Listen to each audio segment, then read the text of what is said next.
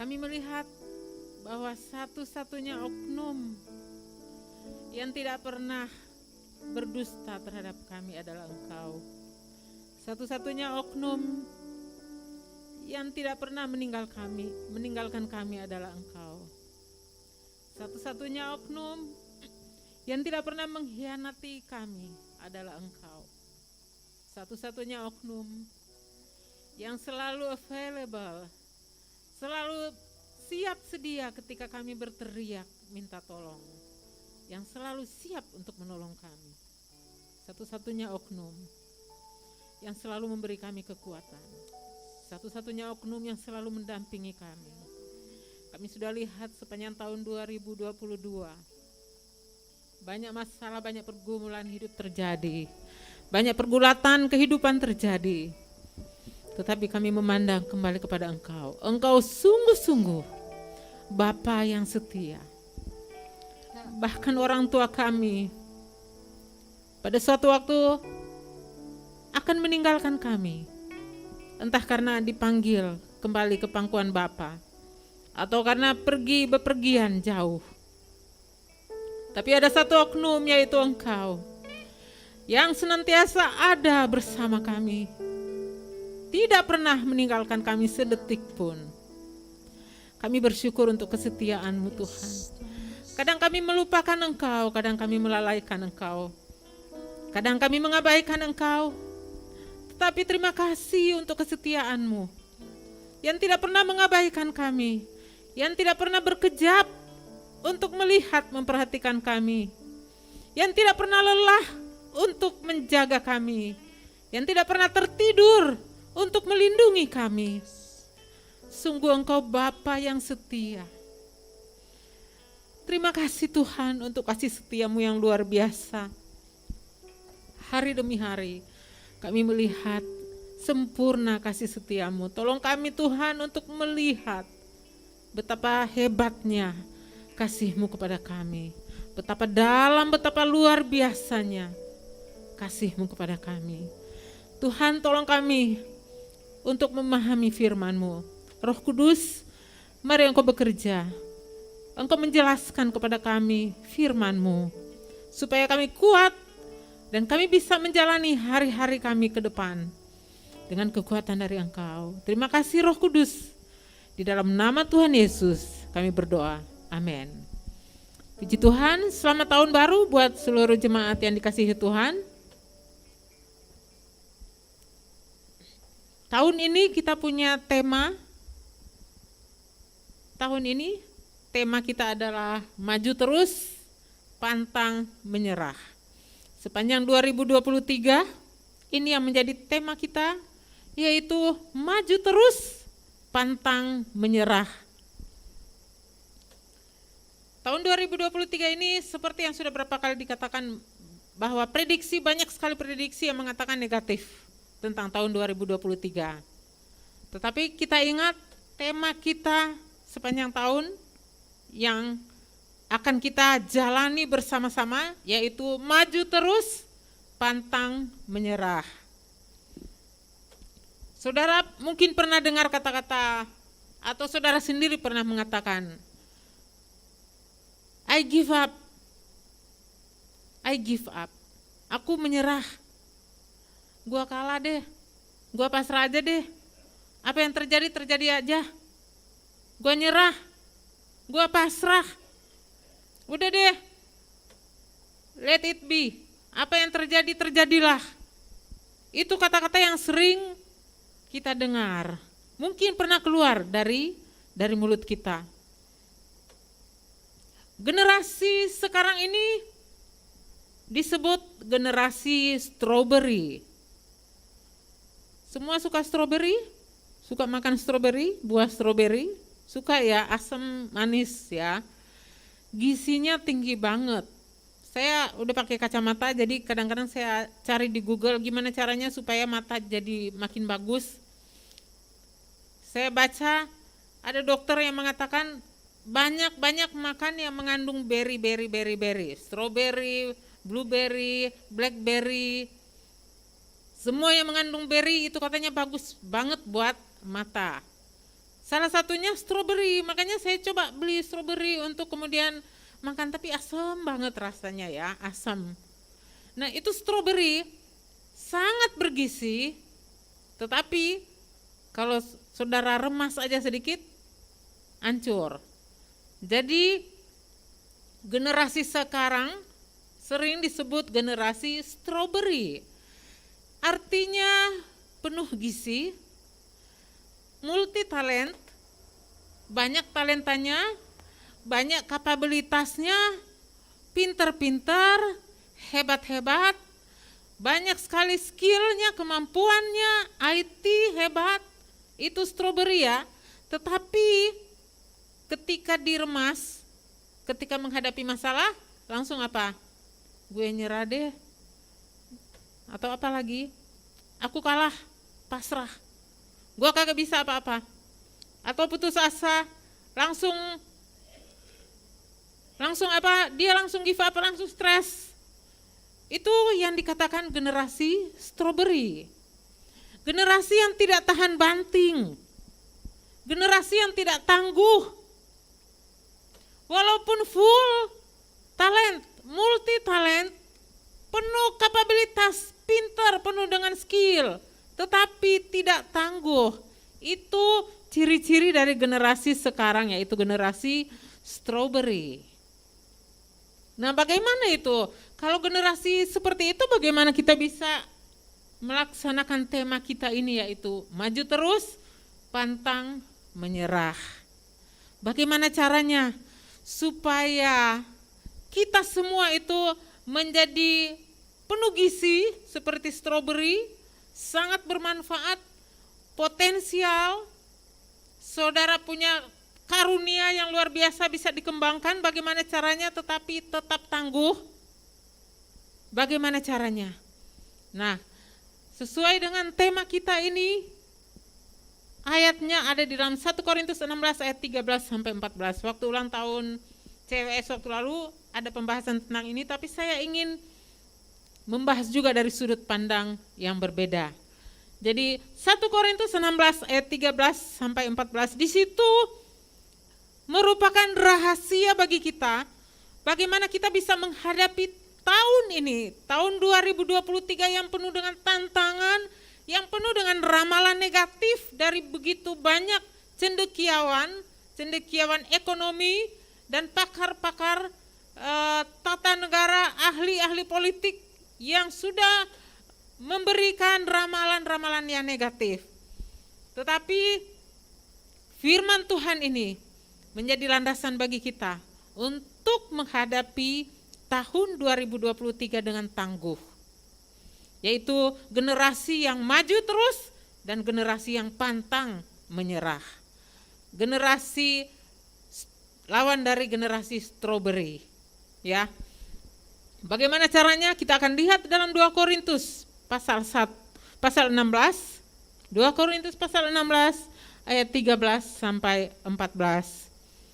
Berjaga-jagalah, berdirilah dengan teguh dalam iman, bersikaplah sebagai laki-laki dan tetap kuat. Kemudian ayat berikutnya 14.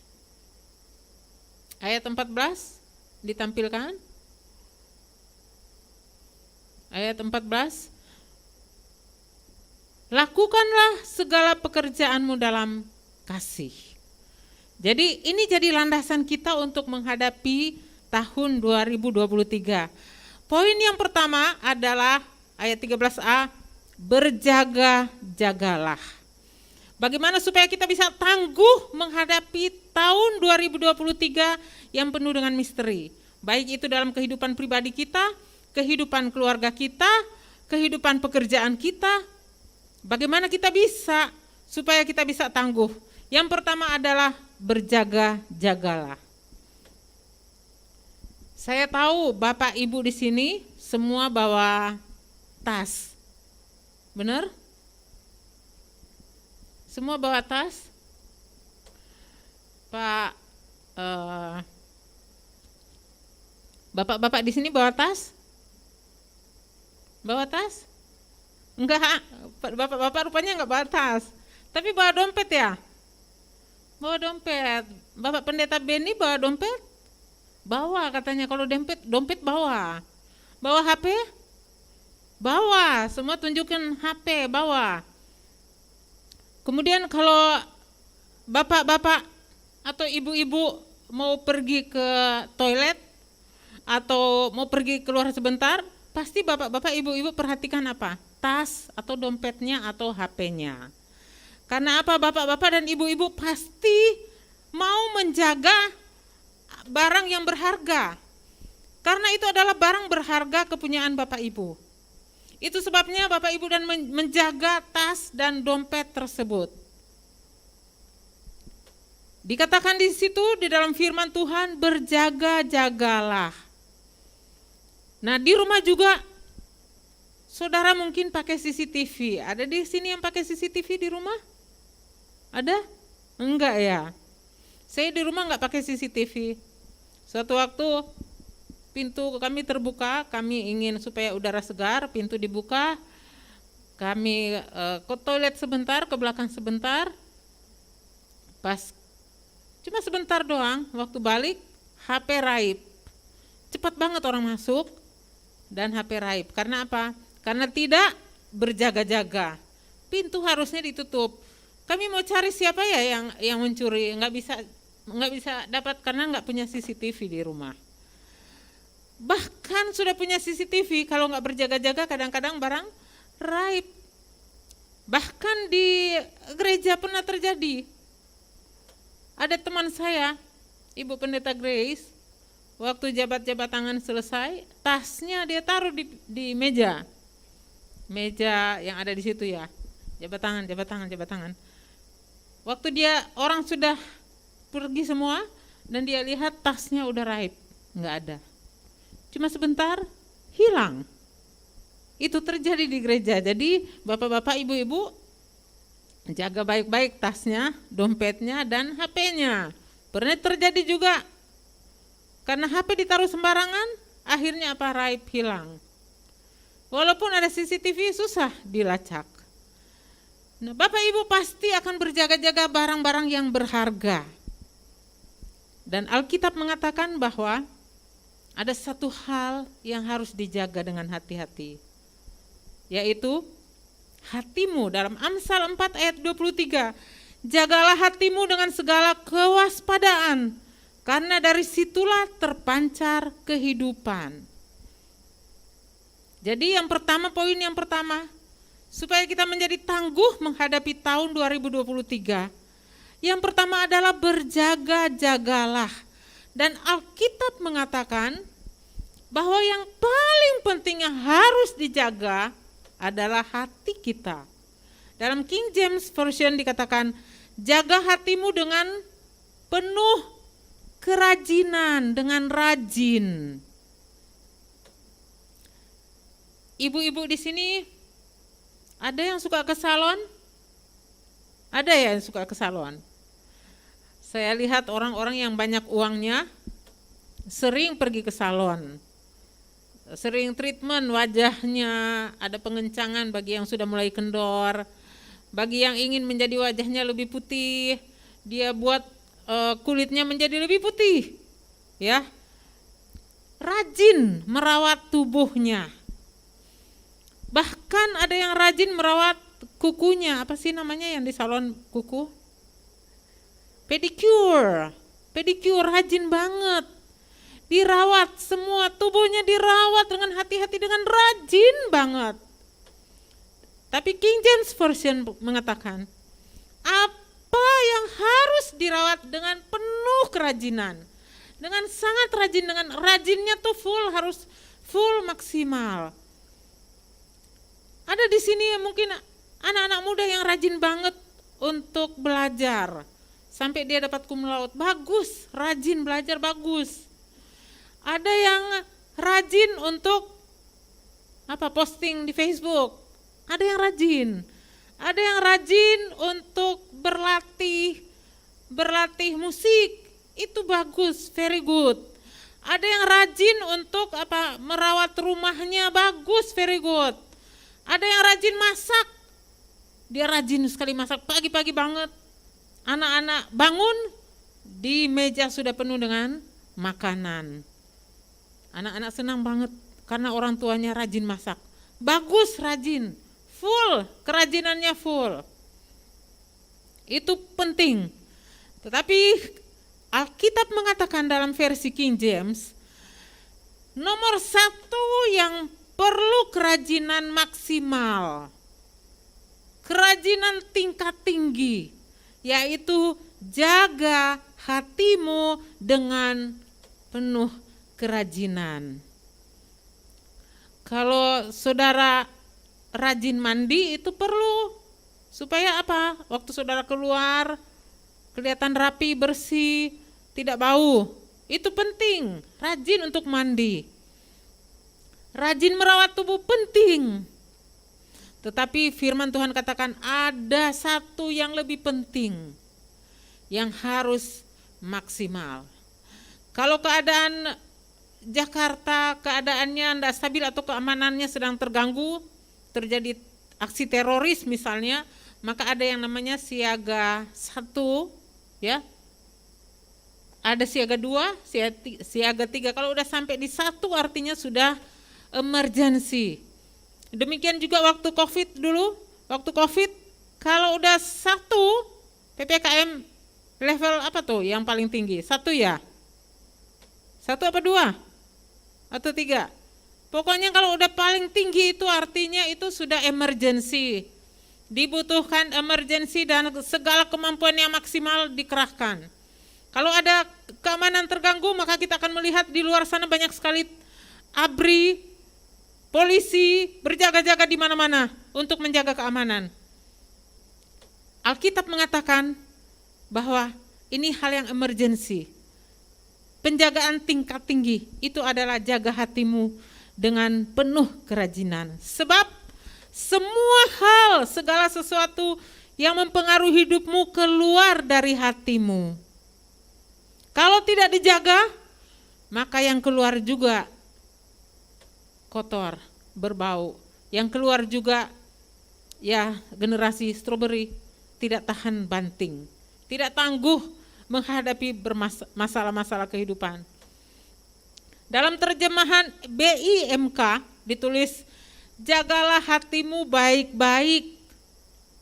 Jagalah hatimu baik-baik, sebab hatimu menentukan jalan hidupmu. Jagalah hatimu baik-baik. Kalau sekarang banyak jagalah HP-mu baik-baik, jangan sampai hilang. Ya, ke kamar mandi, jangan lupa HP. Ada yang pernah ketinggalan HP, saya pernah ketinggalan kunci di kamar mandi. Dan ketinggalan kunci, untung ada yang menemukan, oh ini pasti kuncinya Bu Vena tuh banyak. Jadi dia kembalikan kepada saya. Itu semua kunci ada di situ, saudara. Penting banget. Jagalah hatimu baik-baik, sebab hatimu menentukan arah jalan hidupmu. Tahun 2023, arah jalan hidup saudara. Apa yang akan terjadi dalam kehidupan saudara ditentukan oleh hati saudara. Karena semua itu merupakan pengaruh dari hati. Semua hal yang terjadi itu bersumber dari hati. Itu sebabnya di sini penting tahun 2023 hal yang pertama yang harus kita lakukan adalah berjaga-jaga. Jangan beri kesempatan kepada iblis, jangan beri, kalau Ibu Ola selalu katakan, Ibu Pendeta Ola, jangan berikan celah kepada iblis, jangan beri celah kepada si jahat. Jaga hati, perhatikan kerohanianmu. Jangan cuma keluar banyak uang di jasmani, gizi, suplemen, apalagi obat-obatan, apalagi semua yang keperluan jasmani saudara keluarkan banyak uang untuk itu. Tetapi untuk hal yang emergency, yaitu hati, yaitu kerohanian saudara, saudara merasa sayang untuk keluar dana, saudara merasa sayang untuk mengeluarkan energi, saudara merasa sayang untuk memberikan waktu untuk kerohanian saudara. Saya memberikan apresiasi kepada Bapak Ibu yang datang setiap minggu memberikan komitmen untuk datang beribadah. Itu artinya saudara tahu betapa pentingnya untuk menjaga hati saudara.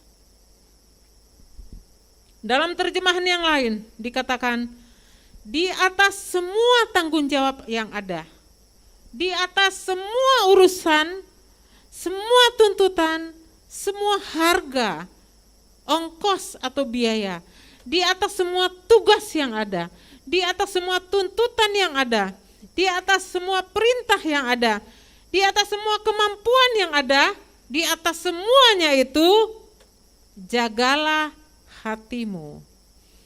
Di atas segala sesuatu itu, di atas itu adalah jaga hati. Semua saudara punya urusan, masing-masing kita punya urusan. Ada yang urusan rumah tangga, ada yang urusan bisnis, ada yang urusan dagang, ada yang urusan pendidikan, ada yang urusan pacar, ada yang urusan apalagi saudara, banyak sekali urusan yang ada. Tetapi dikatakan di dalam firman Tuhan, dalam terjemahan YLT dikatakan, di atas semua urusan jagalah hati. Di atas semua tanggung jawab yang ada, saudara masing-masing punya tanggung jawab. Bapak-bapak bertanggung jawab untuk menafkahi rumah tangganya. Ibu-ibu bertanggung jawab untuk mendoakan anak-anaknya, benar itu. Ibu-ibu bertanggung jawab untuk masak, menyediakan makanan buat suami dan anak-anak. Itu benar. Ibu-ibu bertanggung jawab yang punya pekerjaan di luar. Bapak juga ibu yang punya pekerjaan di luar bertanggung jawab untuk melakukan pekerjaan dengan baik, sebaik-baiknya. Tetapi di atas semua itu, kata firman Tuhan, jagalah hati. Itu yang paling penting. Di atas semua kemampuan yang saudara punya skill, kemampuan apa? Apa yang saudara punya? Anak-anak muda sekarang saya akui kemampuan IT-nya tuh hebat. Saya tuh kalau saya mentok nggak ngerti caranya, saya datang ke anak saya, Dek, ajarin mama dong, ini caranya gimana? Mama nggak bisa download, ini caranya gimana? Saya tanya kalau masalah IT ke anak-anak saya harus ngajarin saya, terbalik ya. Kalau zaman dulu orang tua ngajarin skill kepada anak-anak, sekarang anak-anak ngajarin orang tuanya skill, khususnya dalam hal IT. Kemampuannya begini. Tetapi dikatakan dalam firman Tuhan, di atas semua kemampuan saudara, hal yang harus saudara lakukan adalah jaga hati. Enggak peduli kemampuan saudara segini, tapi hatinya tidak dijaga, kemampuannya jadi begini.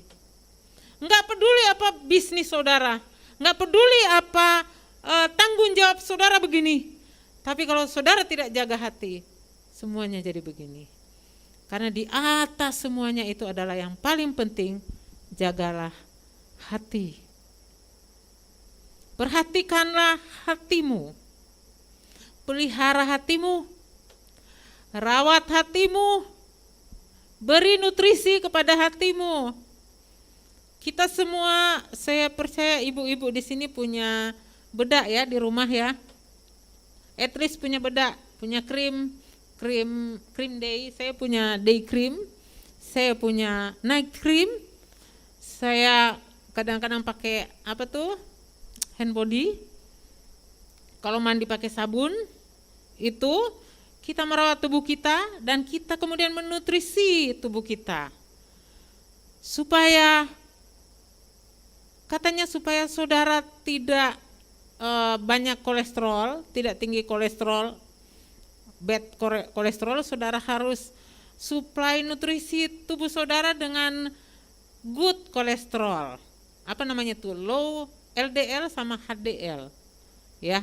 Jadi supaya bisa meredus atau menurunkan kolesterol jahat, maka saudara harus menutrisi tubuh saudara dengan kolesterol baik.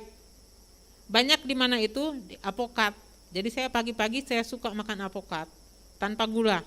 Makan apokat karena saya tahu itu bagus untuk kolesterol baik. Jadi saya makan itu. Saya beli apokat mahal saudara, saya beli karena saya menjaga tubuh, merawat tubuhku, memberi nutrisi kepada tubuh. Berapa hari lalu saya ke klinik dan waktu diperiksa katanya dokter, wow, ini darahnya kental, kurang minum ya?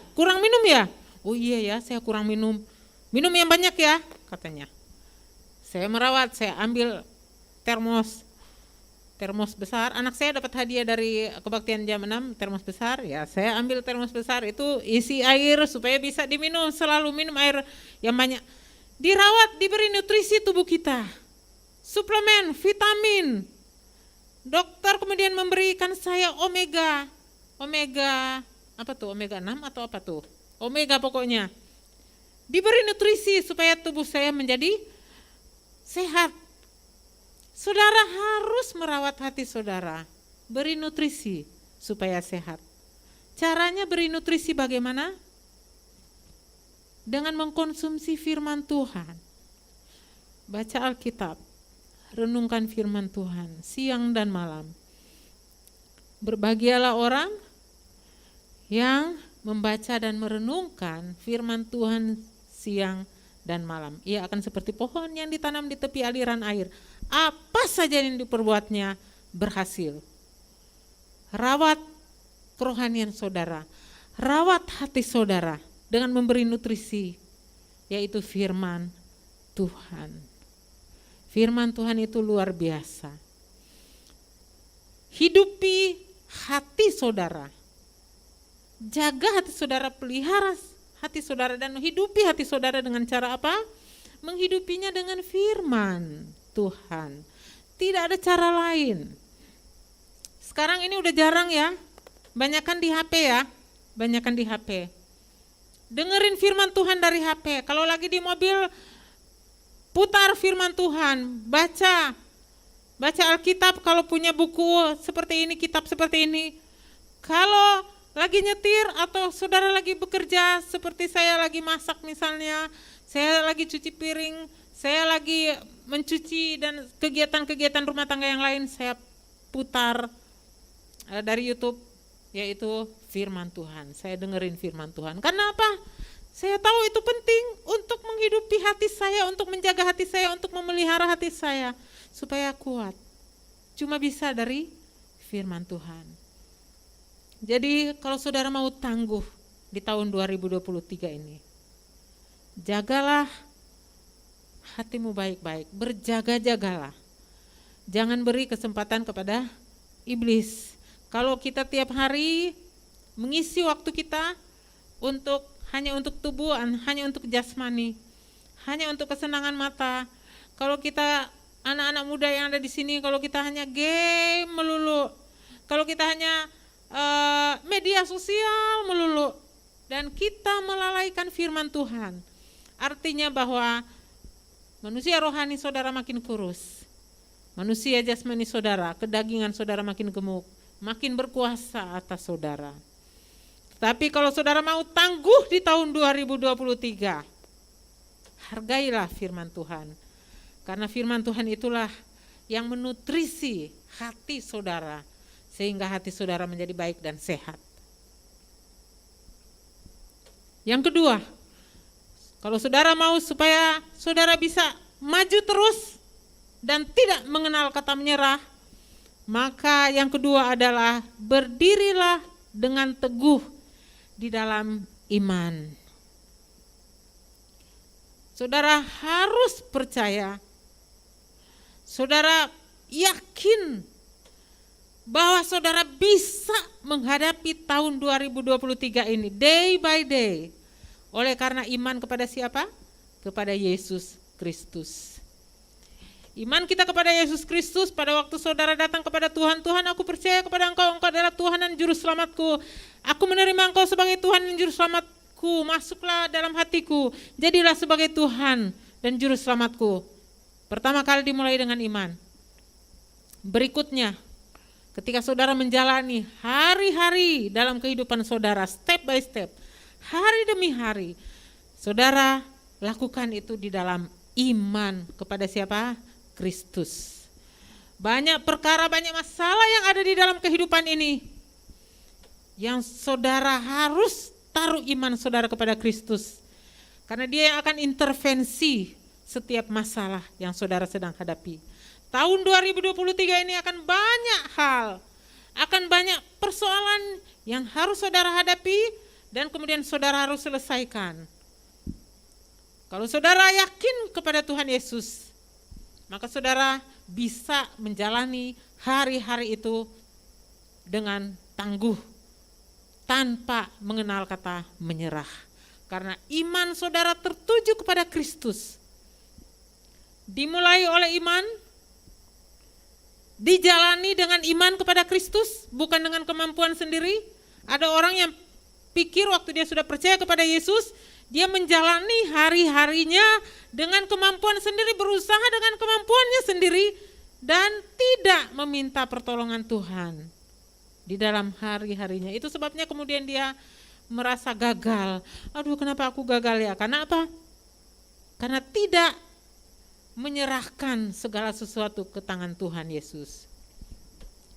Banyak hal di dalam kehidupan kita. Saya juga pernah mengalami, berkali-kali saya alami. Kadang-kadang saya mengandalkan kemampuan saya untuk menyelesaikan masalah yang terjadi dengan anak-anak saya. Kadang-kadang saya mengandalkan hikmat saya untuk menyelesaikan masalah yang terjadi dengan suami saya. Kadang-kadang saya mengandalkan pengalaman saya untuk menyelesaikan masalah pekerjaan yang muncul. Tetapi kita diberitahu oleh firman Tuhan supaya kita tetap berdiri dengan teguh di dalam iman kepada Kristus. Saudara tidak punya kemampuan untuk mengubah anak-anak saudara. Saudara tidak punya kemampuan untuk mengubah suami saudara. Saudara tidak punya kemampuan untuk mengubah istri saudara. Tujukan imanmu kepada Kristus. Berlutut dan minta, Tuhan, aku percaya Engkau dapat melakukannya. Imanku tertuju kepada Engkau, bukan kepada hikmatku. Imanku tertuju kepada Engkau, bukan kepada pengalamanku. Imanku tertuju kepada Engkau, bukan kepada orang tuaku. Imanku tertuju kepada Engkau, bukan kepada orang lain yang selama ini kita andalkan. Yang kedua, kalau saudara mau terus maju, tidak mengenal kata menyerah. Yang pertama, berjaga-jagalah. Yang kedua, berdirilah dengan teguh dalam iman kepada siapa? Kristus. Karena tidak ada satu masalah pun yang tidak bisa diselesaikan oleh Kristus. Saya mau beritahu kepada saudara dalam pengalaman saya berjalan bersama dengan Kristus. Baik itu masalah yang kecil dan sepele buat orang lain, tapi buat saya besar. Baik itu masalah yang besar, yang orang lain katakan, wah ini mah udah nggak ada jalan keluar, kata orang-orang. Oh ini udah mati nih, nggak ada solusi. Tetapi saya mengalami dalam kehidupan saya bahwa ketika iman saya tertuju kepada Kristus, maka saya melihat bahwa tidak pernah ada satu masalah yang tidak bisa diselesaikan oleh Kristus. Semua masalah ketika saudara bawa kepada Kristus, masalah apapun itu, tidak ada yang terlalu besar yang tidak bisa diselesaikan oleh Yesus. Dibutuhkan adalah iman saudara kepada Yesus. Ada orang-orang yang begitu anggap remeh, mereka bilang, ini masalah kecil, ngapain minta beriman kepada Kristus. Tetapi saya belajar, baik itu masalah kecil sepele di dalam rumah, hal-hal yang terjadi di dapur, hal-hal yang terjadi dalam masalah pendidikan anak, saya belajar untuk menyerahkan kepada Kristus. Amin, Bapak Ibu. Yang ketiga, bersikaplah sebagai laki-laki dan tetap kuat, harus stabil, tetap kuat. Wah, ini gimana ya? Bersikaplah sebagai laki-laki, di sini banyak laki ya. Laki. Ini saya perempuan. Mungkin yang laki perlu tahu. Tapi yang saya tahu, kalau saya mau ngangkat sesuatu yang berat, saya pasti minta tolong suami saya. Karena dia laki-laki, lebih tangguh. Kalau ada hal-hal di luar sana yang di luar kemampuan saya akan minta suami saya karena dia punya kekuatan yang lebih dari saya. Bapak-bapak yang ada di sini, semua tahu bahwa mereka punya kekuatan yang lebih dari perempuan. Jadi dikatakan di sini bersikap sebagai laki-laki. Laki-laki tuh gengsi kalau dia mengatakan menyerah. Biasanya begitu, harga diri. Mereka tuh harus menunjukkan mereka tuh kuat. Anak saya juga laki. Terus kalau dulu anak saya masih kecil, mereka takut gelap. Kalau lampu mati, mereka teriak, teriak, takut gelap. Tapi waktu mereka udah besar, kemudian mereka punya teman, kalau jalan, misalnya ada apa gelap, saya bilang, kamu kalau jalan begitu kamu takut ya? Takut ya? Oh enggak lah, memang dalam hati takut sih, tapi kan masa mau tunjukin rasa takut? Ya yang ditunjukin apa gua kuat. Nah seperti itu. Jadi maksudnya itu adalah bersikaplah sebagai laki-laki. Artinya laki-laki itu pantang menyerah. Laki-laki itu kuat. Dia tetap kuat di dalam Kristus. Apapun masalah yang datang, yang menghantam dia, dia bersikap sebagai laki-laki. Gua kagak menyerah. Di dalam peperangan banyak yang dikirim itu adalah laki-laki karena mereka tuh kuat untuk menghadapi masalah-masalah yang ada di dalam peperangan.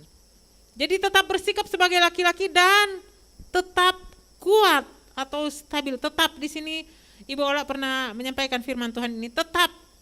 Jadi bukan cuma satu kali dia kuat, sesudah itu besoknya atau lusanya atau minggu depannya menyerah, bukan. Tapi stabil, tetap kuat. Nah bagaimana Bapak Ibu supaya tetap kuat? Kadang-kadang saya di dalam pekerjaan saya dan di dalam menghadapi banyak masalah, kadang-kadang saya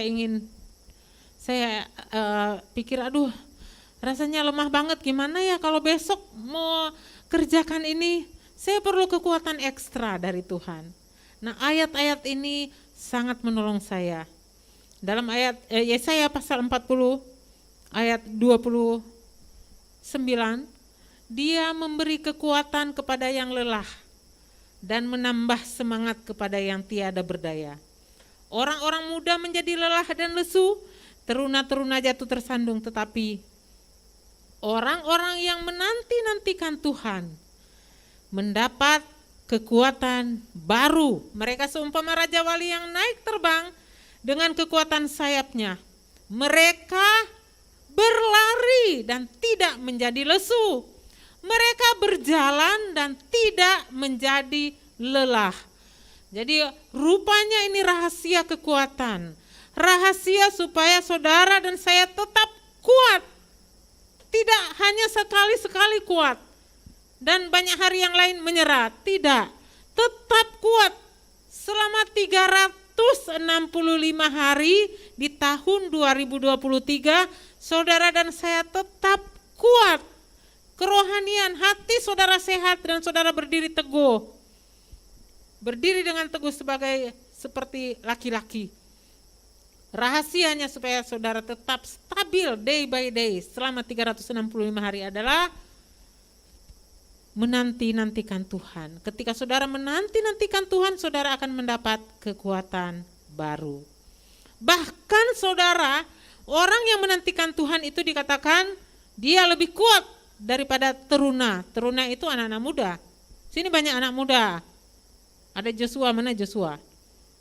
Ada Joshua, ada Pendeta Beni itu masih muda. Oh itu kekuatannya itu jauh lebih kuat daripada Pak Jibe.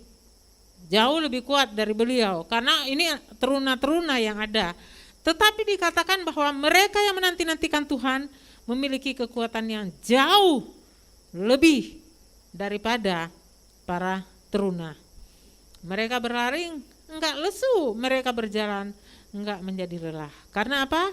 Karena mereka menanti-nantikan Tuhan. Generasi sekarang ada satu keprihatinan bagi saya bahwa Generasi yang ada sekarang, kenapa disebut generasi stroberi?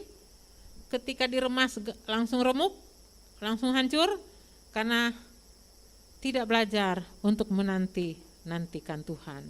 Karena satu-satunya sumber kekuatan kita adalah ketika kita berlutut dan menantikan Tuhan. Banyak waktu di dalam kehidupan saya, malam saya bilang, aduh rasanya capek banget, saya perlu kekuatan. Saya langsung renungkan firman Tuhan ini, saya langsung menantikan Tuhan. Dan saya melihat hari demi hari luar biasa, kekuatan demi kekuatan diberikan oleh Tuhan, sumber kekuatan kita. Kalau di dalam ayat-ayat sebelumnya dikatakan bahwa Tuhan ialah Allah kekal, Ia tidak menjadi lelah dan tidak menjadi lesu. Sumber kekuatan kita hanya kepada oknum yang tidak pernah lelah dan tidak pernah lesu. Dia adalah Tuhan Yesus Kristus. Sebabnya saudara, bersikaplah sebagai laki-laki dan tetap kuat, stabil. Saudara bisa menjadi seperti itu ketika saudara rajin untuk menantikan Tuhan. Kemudian yang terakhir yaitu dalam 1 Korintus 16 ayat 14, lakukanlah segala pekerjaanmu di dalam kasih.